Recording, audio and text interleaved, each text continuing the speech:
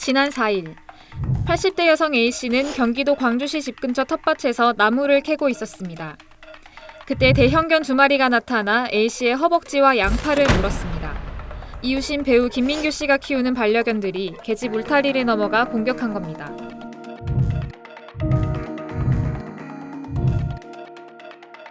끊이지 않는 개물림 사고, 때론 피해자가 사망에 이르기도 하는데요. 반려견 관리와 안전조치에 대한 견주들의 방심이 빈번한 사고로 이어집니다.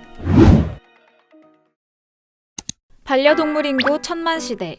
2014년부터 반려견 대상으로 동물 등록제가 의무화되는 등 어느덧 반려동물은 우리 사회 한 구성원으로 자리매김했는데요.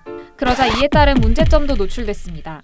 반려동물 카페에는 개물림 사고로 조언을 구하는 글이 다수입니다. 최근에도 부산 한 아파트 단지에서 한 여성이 중학생이 데리고 나온 불도그 2마리에게 공격당하는 사고가 발생했습니다. 또 3년 전 가수 겸 배우 최시원 씨 반려견이 유명 한식당 대표를 물어 사망에 이르게 한 사건도 반려견 안전사고에 대한 사회적 관심을 키웠습니다. 한국소비자원에 따르면 작년 개물림 사고로 인한 신고 접수는 총 1,312건, 재작년에는 무려 2,028건에 달했습니다. 관련 사고가 잇따르자 사람을 무는 개는 안락사시켜야 한다는 목소리가 나오기도 했습니다.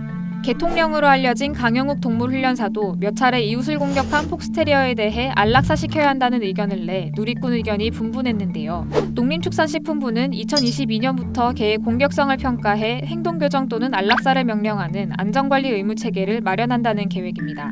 일찍이 우리보다 반려동물 문화가 정착한 미국에선 안락사를 시행하는 주가 상당수입니다. 각 주마다 시행 규정이 상이하지만 캘리포니아주는 공격성 정도와 광견병 여부를 확인한 뒤 안락사를 결정하는데요. 하지만 안락사는 사후 약반문식 대처일 뿐 개물림 사고를 예방하는 근본적인 해결책이 될 수 없습니다. 사고 방지를 위해선 우선 실효성 있는 반려견 관리 규정이 필요합니다. 지난해 3월 개정된 동물보호법에 따르면 맹견관리 위반으로 사람에게 상해를 입힐 경우 2년 이하 징역이나 2천만 원 이하 벌금에 처해집니다.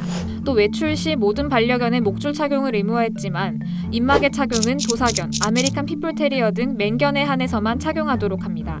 그런데도 SNS에는 이를 지키지 않는 맹견들 사진이 수두룩한데요.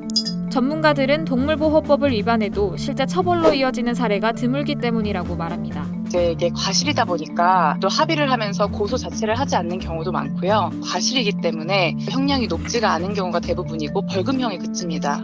전문가들은 근본적으로 견주들에 대한 올바른 반려동물 교육이 시급하다고 강조합니다. 문제견을 교육시키는 KBS에는 개는 훌륭하다에서도 견주의 과도한 애정과 방심이 개를 망친다고 거듭 지적합니다.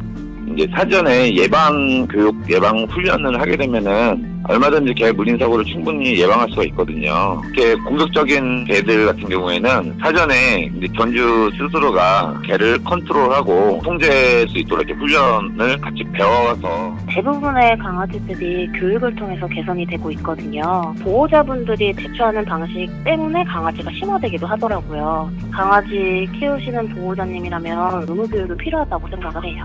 누군가에겐 사랑스러운 가족, 누군가에겐 공포의 대상이 될 수 있는 반려견. 이들의 바람직한 사회화 교육은 견주들의 책임이라는 걸 명심해야겠습니다.